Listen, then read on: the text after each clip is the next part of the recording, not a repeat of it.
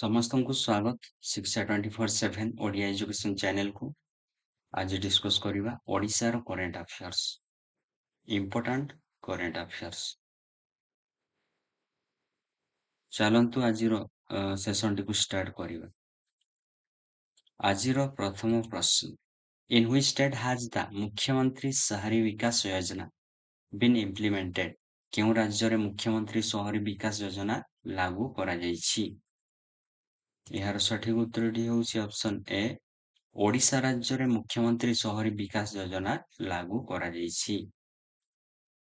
The Odisha government will launch a new scheme, ମୁଖ୍ୟମନ୍ତ୍ରୀ ସହରୀ ବିକାଶ ଯୋଜନା, to improve urban infrastructure in the state.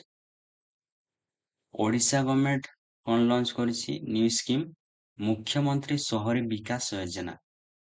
ଏହାର ଲକ୍ଷ୍ୟ କଣ ରଖାଯାଇଛି? To improve urban infrastructure in the state. It will be spent କେତେ କୋଟି ଟଙ୍କା ଖର୍ଚ୍ଚ ହେବ? 6,000 କୋଟି ଟଙ୍କା ଖର୍ଚ୍ଚ ହେବ 5 ବର୍ଷରେ।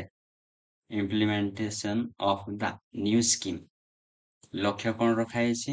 2036 ସୁଦ୍ଧା to enhance urban infrastructure and improve revenue model with an integrated approach to urban development in line with ବିକଶିତ ଓଡ଼ିଶା। ବର୍ତ୍ତମାନ ଦେଖିବା ଓଡ଼ିଶାର ଡିଟେଲ ଦେଖିବା। Before was Odisha province formation ହେଇଥିଲା 1 ଏପ୍ରିଲ 1936 ମସିହାରେ। କ୍ୟାପିଟାଲ ରହିଛି ଭୁବନେଶ୍ୱର। ଗଭର୍ଣ୍ଣର କିଏ ଅଛନ୍ତି? କମ୍ଭାପାତି Haribabu. Chief minister Mohan Charan Majhi. BJP political ପାର୍ଟିରୁ ବିଲଙ୍ଗସ କରୁଛନ୍ତି। ରାଜ୍ୟସଭା ସିଟ୍ ସଂଖ୍ୟା 10, ଲୋକସଭା ସିଟ୍ ସଂଖ୍ୟା ହେଉଛି 21, assembly Odisha legislative assembly 147 seat. ପରବର୍ତ୍ତୀ ପ୍ରଶ୍ନ, ଫିକି ଓଡ଼ିଶା ଶାଖାର ନୂଆ ସହ ଅଧ୍ୟକ୍ଷ କିଏ ନିଯୁକ୍ତି ହୋଇଛନ୍ତି? Who has been appointed as the new CEO chairman of FICCI Odisha branch? ଏହାର ସଠିକ ଉତ୍ତରଟି ହେଉଛି ଅପସନ ଏ, ଟି.ଏସ୍. ସନଭୋଗ୍ୟ। Federation of Indian chamber of commerce and industry ବା ଫିକି ଫର୍ମେସନ ହେଇଥିଲା 1927 ମସିହାରେ। ଫାଉଣ୍ଡର କିଏ ଅଛନ୍ତି? ଘନଶ୍ୟାମ ଦାସ, ବିର୍ଲା, ପୁରୁଷୋତ୍ତମ ଦାସ, ଠାକୁର ଦାସ। ହେଡକ୍ୱାର୍ଟର ରହିଛି ନୂଆଦିଲ୍ଲୀ, ଇଣ୍ଡିଆ। ପ୍ରେସିଡେଣ୍ଟ କିଏ ଅଛନ୍ତି? ଫିକିର ମିଷ୍ଟର ସୁଭରକାନ୍ତ ପଣ୍ଡା। ପରବର୍ତ୍ତୀ ପ୍ରଶ୍ନ, A memorandum of understanding has been signed between Startup Odisha and Dash. Startup Odisha ଏବଂ Dash ମଧ୍ୟରେ ଏକ ବୁଝାମଣା ପତ୍ର ସ୍ୱାକ୍ଷରିତ ହୋଇଛି। ଏହାର ସଠିକ ଉତ୍ତରଟି ହେଉଛି option B, phone pay. The MOU was formally signed by Kamaljeet Das, Chief Administrative Officer, Startup Odisha. Startup ଓଡ଼ିଶାର ଚିଫ୍ କିଏ ଅଛନ୍ତି? Kamaljit Das. and Yuvraj Singh Shekhawat, chief business officer, PhonePe limited merchant business. PhonePe limited merchant business रो chief business officer किए अछंती? युवराज सिंह शेखावत। କାହା ମଧ୍ୟରେ MOU ବୁଝାମଣା ପତ୍ର ସ୍ୱାକ୍ଷରିତ ହୋଇଛି? ଫୋନପେ ଏବଂ ଓଡ଼ିଶା ଷ୍ଟାର୍ଟଅପ୍। ପରବର୍ତ୍ତୀ ପ୍ରଶ୍ନ, CM trophy is associated with which sports? CM trophy କେଉଁ ଖେଳ ସହିତ ଜଡ଼ିତ? ଏହାର ସଠିକ ଉତ୍ତରଟି ହେଉଛି option A, football. The government has ପରବର୍ତ୍ତୀ ପ୍ରଶ୍ନ, where is the Shri Jagannath museum located? Shri Jagannath museum କେଉଁଠାରେ ବା କେଉଁଠି ଅବସ୍ଥିତ? ଏହାର ସଠିକ ଉତ୍ତରଟି ହେଉଛି option B, Puri. The government has decided to set up a world-class Sri Jagannath Museum Library and Research Center in Puri.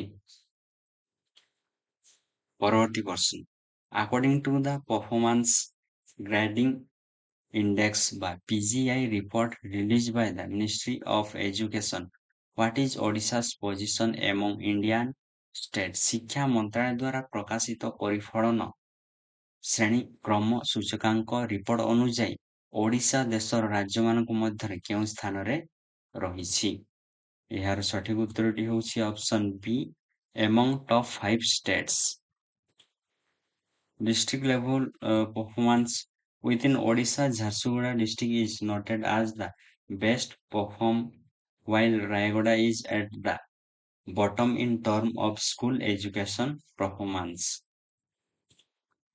ପରବର୍ତ୍ତୀ ପ୍ରଶ୍ନ who won the Yuva Puraskar 2025 Odia language for the short story collection କଦମ୍ବ ବନ 2025 ବର୍ଷର ଯୁବ ପୁରସ୍କାର ଓଡ଼ିଆରେ କଦମ୍ବ ବନ କଥା ସଂଗ୍ରହ ପାଇଁ କିଏ ଜିତିଛନ୍ତି? ଏହାର ସଠିକ ଉତ୍ତରଟି ହେଉଛି ଅପସନ୍ ଏ ସୁବ୍ରତ କୁମାର ସେନାପତି। ପରବର୍ତ୍ତୀ ପ୍ରଶ୍ନ 2025 ବର୍ଷର ବାଳ ସାହିତ୍ୟ ପୁରସ୍କାର କେତେ ଫୁଲ ଫୁଟିଛି ପଥା ପ୍ରତିଭା ପ୍ରତି କିଏ ପ୍ରାପ୍ତ କରିଛନ୍ତି? ହୁ ରିସିଭ୍ ଦ ବାଲ ସାହିତ୍ୟ ପୁରସ୍କାର 2025 ଓଡ଼ିଆ ଲାଙ୍ଗୁଏଜ ଫର ଦ ଚିଲଡ୍ରେନ୍ସ ପୋଏଟ୍ରି ବୁକ୍ କେତେ ଫୁଲ ଫୁଟିଛି? ଏହାର ସଠିକ ଉତ୍ତରଟି ହେଉଛି ଅପସନ୍ ବି ରାଜକିଶୋର ପାଢ଼ୀ। ପରବର୍ତ୍ତୀ ପ୍ରଶ୍ନ ହୁ ଅନ୍ ଦ କେନ୍ଦ୍ରୀୟ ସାହିତ୍ୟ ଏକାଡେମୀ ବାଲ ସାହିତ୍ୟ ଆୱାର୍ଡ 2025 ଇନ୍ ଓଡ଼ିଆ 2025ରେ କେନ୍ଦ୍ର ସାହିତ୍ୟ ଏକାଡେମୀ ବାଲ ସାହିତ୍ୟ ପୁରସ୍କାର ଓଡ଼ିଆ ଭାଷାରେ କିଏ ପାଇଛନ୍ତି? ଏହାର ସଠିକ ଉତ୍ତରଟି ହେଉଛି ଅପସନ୍ ବି ରାଜକିଶୋର ପାଢ଼ୀ। ପରବର୍ତ୍ତୀ ପ୍ରଶ୍ନ ହୁ is the received of the युवा ସାହିତ୍ୟ ଆୱାର୍ଡ 2025 ଇନ୍ ଓଡ଼ିଆ 2025ରେ ଓଡ଼ିଆ ଭାଷାରେ ଯୁବ ସାହିତ୍ୟ ପୁରସ୍କାର କିଏ ପାଇଛନ୍ତି? ଏହାର ସଠିକ ଉତ୍ତରଟି ହେଉଛି ଅପସନ୍ ବି ସୁବ୍ରତ ସେନାପତି। ପରବର୍ତ୍ତୀ ପ୍ରଶ୍ନ Which organization gives the बाल and युवा ସାହିତ୍ୟ ଆୱାର୍ଡ ବାଲ ଓ ଯୁବ ସାହିତ୍ୟ ପୁରସ୍କାର କିଏ ଦିଏ? ଏହାର ସଠିକ ଉତ୍ତରଟି ହେଉଛି ଅପସନ୍ ବି କେନ୍ଦ୍ରୀୟ ସାହିତ୍ୟ ଏକାଡେମୀ। ପରବର୍ତ୍ତୀ ପ୍ରଶ୍ନ In which language did Rajkishore Padhi and Subrat Senapati win their award? Rajkishori Padhi ଏବଂ ସୁବ୍ରତ ସେନାପତି କେଉଁ ଭାଷାରେ ପୁରସ୍କାର ପାଇଛନ୍ତି? ଏହାର ସଠିକ ଉତ୍ତରଟି ହେଉଛି ଅପସନ୍ ସି ଓଡ଼ିଆ ଭାଷାରେ। ପରବର୍ତ୍ତୀ ପ୍ରଶ୍ନ ହୁ is the received of the କେନ୍ଦ୍ର ସାହିତ୍ୟ ଏକାଡେମୀ युवा ସାହିତ୍ୟ award 2025 in the Santhali language 2025ରେ କେନ୍ଦ୍ର ସାହିତ୍ୟ ଏକାଡେମୀ ଯୁବ ସାହିତ୍ୟ ପୁରସ୍କାର ସାନ୍ତାଳୀ ଭାଷାରେ କିଏ ପାଇଛନ୍ତି? ଏହାର ସଠିକ ଉତ୍ତରଟି ହେଉଛି ଅପସନ୍ ଏ ଫାଗୁ ବାସ୍କେ। ଫାଗୁ ବାସ୍କେ 2025ରେ କେନ୍ଦ୍ର ସାହିତ୍ୟ ଏକାଡେମୀ ଯୁବ ସାହିତ୍ୟ ପୁରସ୍କାର ସାନ୍ତାଳୀ ଭାଷାରେ ପାଇଛନ୍ତି। ପରବର୍ତ୍ତୀ ପ୍ରଶ୍ନ What is the primary objective of Odisha Police Operation Uday?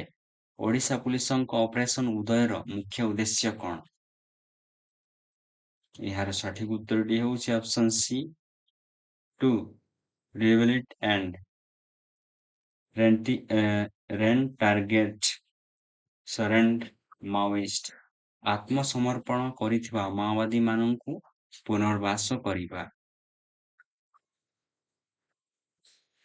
Operation ଉଦୟ ହେଉଛି ଓଡ଼ିଶା ପୁଲିସ ଏକ ଉଦ୍ୟମ ଯାହାର ଉଦ୍ଦେଶ୍ୟ ଆତ୍ମସମର୍ପଣ କରିଥିବା ମାଓବାଦୀମାନଙ୍କୁ ପୁନର୍ବାସ କରି ସାଧାରଣ ଜୀବନରେ ଫେରାଇ ଆଣିବା। ଏହି ଅଭିଯାନ ବିଶେଷତଃ ମାଲକାନଗିରି ଜିଲ୍ଲାର ସ୍ୱାଭିମାନ ଅଞ୍ଚଳରେ କାର୍ଯ୍ୟରତ। ଅପରେସନ କଣ ରହିଛି ଓଡ଼ିଶା ପୁଲିସ ଦ୍ୱାରା ଅପରେସନ ଉଦୟ। ପରବର୍ତ୍ତୀ ପ୍ରଶ୍ନ What is the focus of the new Odisha government scheme ମହାପୁରୁଷ ଆଦର୍ଶ ଗାଁ? ଓଡ଼ିଶା ସରକାରର ନୂଆ ଯୋଜନା ମହାପୁରୁଷ ଆଦର୍ଶ ଗାଁର ମୁଖ୍ୟ ଲକ୍ଷ୍ୟ କଣ? ଏହାର ସଠିକ ଉତ୍ତରଟି ହେଉଛି option B developing historical villages as model villages ଐତିହାସିକ ଗାଁମାନଙ୍କୁ ଆଦର୍ଶ ଗାଁ ଭାବରେ ବିକାଶ କରିବା। ଓଡ଼ିଶା ସରକାରଙ୍କ ପଞ୍ଚାୟତି ରାଜ ଓ ପାନୀୟ ଜଳ ବିଭାଗ ନୂଆ ଯୋଜନା ମହାପୁରୁଷ ଆଦର୍ଶ ଗାଁର ଘୋଷଣା କରିଛନ୍ତି। ଏହି ଯୋଜନା ଅନୁସାରେ 100 ରୁ 125ଟି ଐତିହାସିକ ଗାଁକୁ ଆଦର୍ଶ ଗାଁ ଭାବରେ ବିକାଶ କରାଯିବ। ଏଥିରେ ଢାଞ୍ଚାଗତ ଉନ୍ନତି, ସଂସ୍କୃତି ସୁରକ୍ଷା ଓ ସାମୁଦାୟିକ ସଶକ୍ତିକରଣ ଉପରେ ଜୋର ଦିଆଯିବ। ଏହା ଏକ ଧାର୍ମିକ, ଐତିହାସିକ ଅବଦାନ ସହିତ ଗ୍ରାମୀଣ ଉନ୍ନତିର ଦିଗକୁ ଆଗେଇ ଯିବ। ସ୍କିମ୍ କଣ ରହିଛି? ମହାପୁରୁଷ ଆଦର୍ଶ ଗାଁ। ପରବର୍ତ୍ତୀ ପ୍ରଶ୍ନ, by how much have the omphaed milk price been increased recently? omphaed ଦୁଧର ମୂଲ୍ୟ କେତେ ପ୍ରତିଶତ ବୃଦ୍ଧି କରାଯାଇଛି? ଏହାର ସଠିକ ଉତ୍ତରଟି ହେଉଛି option C 12%। omphaed the Odisha State Cooperative Milk Producer Federation founded ହେଇଥିଲା 1985। ହେଡକ୍ୱାର୍ଟର ରହିଛି D2 Saheed Nagar Bhubaneswar Odisha India. Chairperson କିଏ ଅଛନ୍ତି ଓମଫେଡର? ଶ୍ରୀ କିଶୋର ଚନ୍ଦ୍ର ପ୍ରଧାନୀ।